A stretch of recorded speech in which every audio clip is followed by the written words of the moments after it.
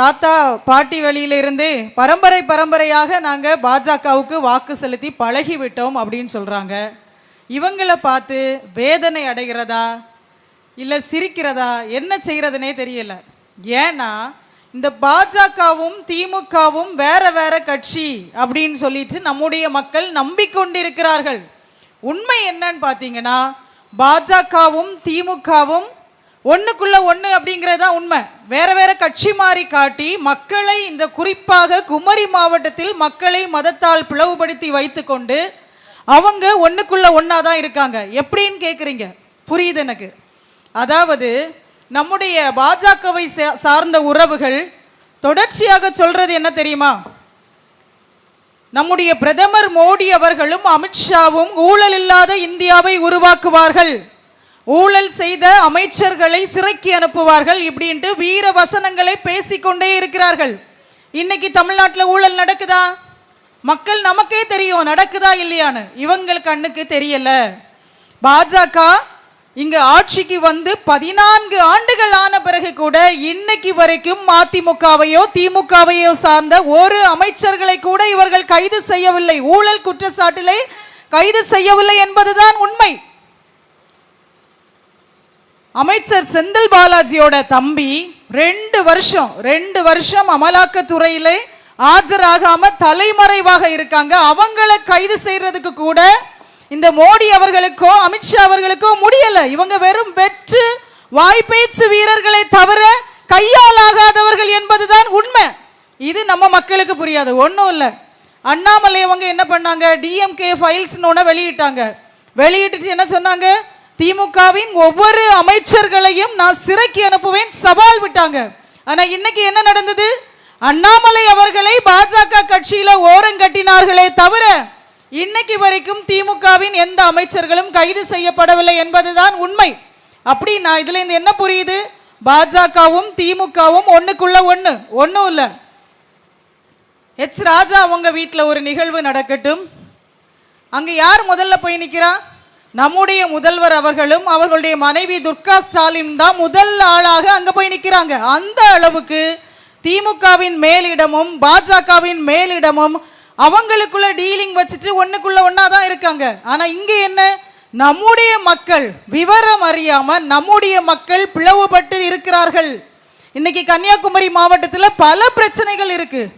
கல்குவாரி கனிம வள கடத்தலாக இருக்கட்டும், கனிம வள கடத்தல் லாரிகள்னால நடக்கக்கூடிய மரணங்களாக இருக்கட்டும், 4 வழி சாலையிலே இழப்பீடு சரியாக வழங்கப்படாததாக இருக்கட்டும், 4 வழி சாலை பணிகள்னால விவசாய நிலங்கள் நீர்நிலைகள் அளிக்கப்பட்டதாக இருக்கட்டும், 4 வழி சாலை பணிகள் 20 வருடங்களாக தாமதமாக நடைபெறுவதாக இருக்கட்டும், சமீபத்தில் சுசீந்திரம் கோயில்ல முறைகேடாக பணி செய்ததன் நிமித்தம் தெப்பக்குளம் இடிந்து விழுந்ததாக இருக்கட்டும், இது எதிலேயுமே பாஜக திமுகவை எதிர்த்தோ திமுக பாஜகவை எதிர்த்தோ ஏதாவது போராட்டங்களை நடத்தினாங்களா அப்படின்னா நடத்த மாட்டாங்க. ஏன் அப்படின்னா இன்னைக்கும் அவங்க எல்லாரும் ஒண்ணுக்குள்ள ஒன்னா தான் இருக்காங்க. இந்த மதவாதம் நம்ம கன்னியாகுமரி மாவட்டத்தை எந்த அளவுக்கு சீரழிக்குதுன்னு பாத்தீங்கன்னா, இன்னைக்கு முன்னாடி இந்த குலசேகரம் பகுதியாக இருக்கட்டும், திருவட்டாறு பகுதியாக இருக்கட்டும், கம்யூனிஸ்டுகள் கொடி கட்டி பறந்த இடம், கம்யூனிஸ்டுகளின் கோட்டையாக இருந்தது. மதவாதம் இன்னைக்கு இங்க கம்யூனிஸ்டுகளை காணப்படாம ஒழிச்சு தள்ளிடுச்சு. அதே போலதான் திருவனந்தபுரம் மாவட்டம் கம்யூனிஸ்டுகளின் கோட்டையாக ஒரு காலத்தில் இருந்தது. இன்னைக்கு அங்க கூட இந்த மதவாதம் கம்யூனிஸ்டுகளை அழித்து விட்டது. இதுல இருந்து மக்கள் என்ன புரிந்து கொள்ளணும்? திமுகவோ அதிமுகவோ காங்கிரஸோ கம்யூனிஸ்டோ வந்து இந்த பாஜகவை அழிக்க முடியாது. இந்த மதவாதத்தை அழிக்கணும் அப்படின்னா இந்த மண்ணில் நாம் தமிழர் கட்சி அப்படிங்கிற ஒரு கட்சி கட்டாயம் தேவை. ஒன்றும் இல்லை, நீங்க சிந்திச்சு பாருங்க. இப்படிதான் இந்த மதவாதம் படித்தவர்களை கூட மதிமயங்க செய்கிறது என்பதுதான் உண்மை. இப்படியே இந்த மதவாதம் வளர்ந்துகிட்டே போச்சுன்னா நம்முடைய மாவட்டத்தில் அடிச்சுக்கிட்டே இருக்க வைக்கணும். ஒன்றும் இல்லை, இவ்வளவு பெரிய கனிம வள பிரச்சனை நடக்குது. ஒருவேளை இங்க இருக்கக்கூடிய மக்கள், கன்னியாகுமரி மாவட்ட மக்கள் ஒன்றிணைந்தாங்கன்னா உடனே எங்கேயாவது ஒரு மத பிரச்சனையை கொண்டு வருவாங்க. கொண்டு வந்தவுடனே நம்ம மக்கள் எல்லாம் இதை மறந்துட்டு அது பின்னாலேயே போயிடுவாங்க. நாங்க யாருமே மதத்துக்காக சண்டை போட வந்தவர்கள் அல்ல. இன்னைக்கு ஒரு கிறிஸ்டியன் சர்ச்சிலேயோ குருசடியிலேயோ ஒரு பிரச்சனைனா இந்த எம்எல்ஏக்களும் அமைச்சர்களும் கிறிஸ்தவர்களின் பாதுகாவலர்களை போல வேடம் போட்டு வந்து நிக்கிறாங்க. அதே மாதிரி ஒரு இந்து கோயில்ல பிரச்சனைனா பாஜகவை சேர்ந்தவர்கள் அவர்களின் பாதுகாவலர்கள் போல வேடமிட்டு வந்து நிக்கிறாங்க. இப்படி நிக்கிறவங்க கிறிஸ்தவர்களுக்கு, கிறிஸ்தவ மதத்தை பின்பற்றக்கூடிய மக்களுக்கு ஒரு பிரச்சனைனா வந்து நிப்பாங்களா? இல்ல இந்து கோயிலுக்கு போகக்கூடிய மக்களுக்கு ஒரு பிரச்சனைனா வந்து நிப்பாங்களா அப்படிங்கிறத மக்கள் நீங்க சிந்திங்க. வரமாட்டாங்க. அவங்க பிழைப்பு நடத்தணும்னா குமரி மாவட்ட மக்கள் மத ரீதியாக பிரிந்து இருக்கணும். அதை தான் தொடர்ச்சியாக இங்க செஞ்சுக்கிட்டு வராங்க. அதனால மக்கள் நீங்க சிந்திங்க. ஒன்றும் இல்லைங்க. இப்போ சீலன் அண்ணாவை எடுத்துக்கோங்க. சீலன் அண்ணா ஒரு மதத்தை சார்ந்தவர் தான். அவர் நினைச்சா அந்த மத சாயலை பூசிக்கொண்டு அவரும் வாழலாம். ஆனா அவர் என்ன நினைக்கிறாரு, நான் இந்த மண்ணில் மத சாயலை பூசிக்கொண்டு வாழக்கூடாது, நான் இந்த மக்களுக்காக நிற்கணும், மண்ணின் வளங்களை பாதுகாக்க நிற்கணும், மக்கள் எல்லா மதத்தை சார்ந்த மக்களின் பிரச்சனைகளுக்காக நிற்கணும். நிச்சயமாக இந்த பத்மநாபபுரம் தொகுதியை சார்ந்த மக்களுக்கு அண்ணன் சீலனை பற்றி நன்றாக தெரிந்திருக்கும். தன்னை தேடி எந்த பிரச்சனைகளை கொண்டு மக்கள் வந்தாலும் அவர்களுடைய பிரச்சனைகளை மதம் பாராது, ஜாதி பாராது இன்று வரையும் தீர்த்து ஆட்சியிலே இல்லாமல், ஆட்சி அதிகாரத்திலே இல்லாமல் சரி செய்து வைத்துக் கொண்டிருக்கிறார் என்பதுதான் உண்மை. நானும் ஒரு மதத்தை சார்ந்தவள் தான். எங்களுக்கெல்லாம் ஒரு அறிவு இருக்கிறது. நாம் மதமாக பிரிந்திருந்தால் நம் மாவட்டத்தையோ நம் தமிழ்நாட்டையோ காப்பாற்ற முடியாது என்கிற அறிவு இருக்கிற காரணத்தினால் தான் நாங்கள் ஒற்றுமையாக எங்களுடைய மதவாதங்களை விட்டுவிட்டு, மத உணர்வுகளை விட்டுவிட்டு தமிழர்களாக இந்த நாம் தமிழர் கட்சியிலே ஒன்றிணைந்து நிற்கிறோம். இதைதான் மக்களாகிய உங்களிடத்திலும் விரும்பி கேட்டுக்கொள்கிறோம்.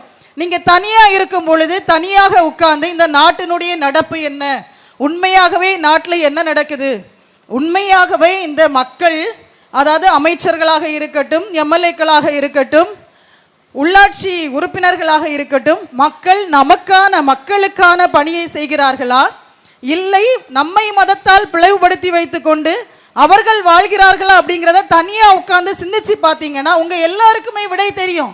நாங்க சொல்றத நீங்க நம்ப வேண்டாம், உட்கார்ந்து யோசித்து பாருங்க. இந்த மாவட்டத்தின் நிலை எங்க போயிட்டு இருக்கு? ஒரு அமைச்சருடைய வேலை என்ன, ஒரு எம்எல்ஏ வேலை என்ன? வளர்ச்சி திட்டங்களை மக்களுக்கு கொண்டு வர வேண்டும். ஐயா காமராஜர் ஆட்சி காலத்துக்கு பிறகு இவங்க நமக்கு கொண்டு வந்த வளர்ச்சி திட்டங்கள் என்னென்ன சிந்திங்க. அண்ணன் ஒரு லிஸ்ட் போட்டாங்க இல்ல, ஒவ்வொரு தேர்தல் வரும் பொழுதும் நாங்கள் இதை செய்வோம் அதை செய்வோம் என்று பாசாங்கு காட்டுகிறார்களே தவிர என்னென்ன வளர்ச்சி திட்டங்கள் கொண்டு வந்தாங்க? அந்த வளர்ச்சி திட்டத்துல இவங்க மக்களுடைய வரி பணத்தை முழுவதுமாக மக்களுக்கு செலவழிக்கிறார்களா அப்படிங்கிறதையும் சிந்திச்சு பாருங்க.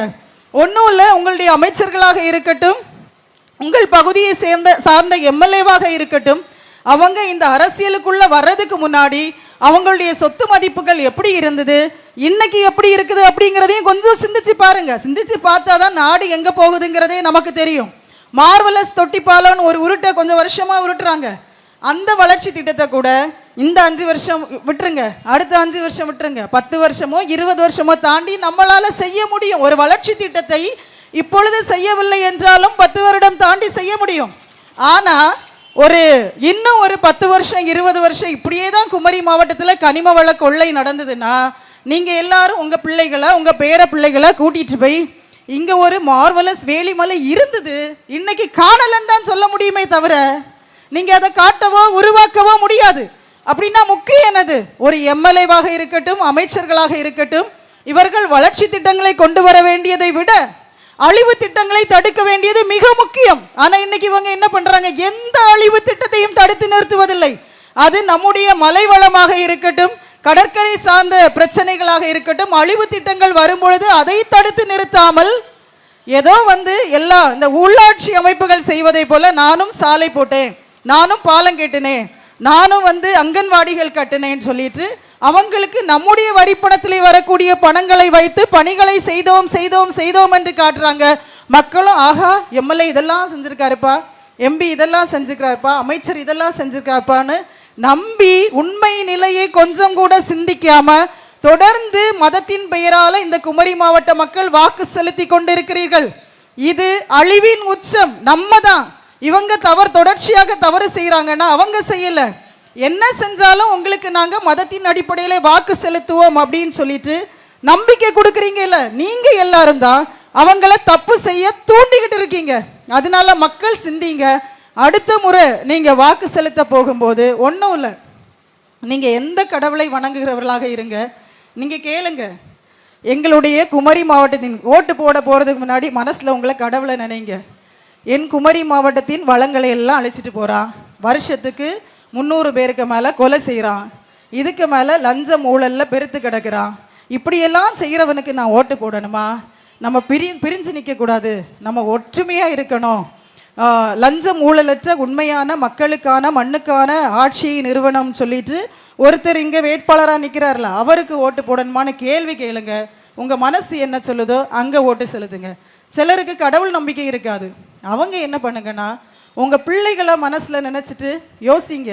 இதே நிலை இப்போ இருக்கக்கூடிய ஆட்சி முறை தான் தொடர்ந்து நடந்ததுன்னா நாளைக்கு என்னுடைய பிள்ளை இந்த குமரி மாவட்டத்திலே குறிப்பாக இந்த தொகுதியிலே வாழ முடியுமா? நான் இவங்களுக்கு வாக்கு செலுத்தலாமா அப்படின்னு சிந்திச்சு உங்கள் மனசுக்கு என்ன தோணுதோ அவங்களுக்கு வாக்கு செலுத்துங்க. உண்மையாகவே இந்த மண்ணிலே தமிழ் தேசியம் மலர வேண்டும். தமிழ் தேசியம் மட்டுமே இந்த மதவாதத்தை அழிக்க முடியும். ஆகவே வரக்கூடிய தேர்தலிலே விவசாயி சின்னத்திலே அண்ணன் சீலன் அவர்களுக்கு வாக்கு செலுத்துங்கள் என்று கேட்டு விடைபெறுகிறேன். நன்றி. நாம் தமிழர்.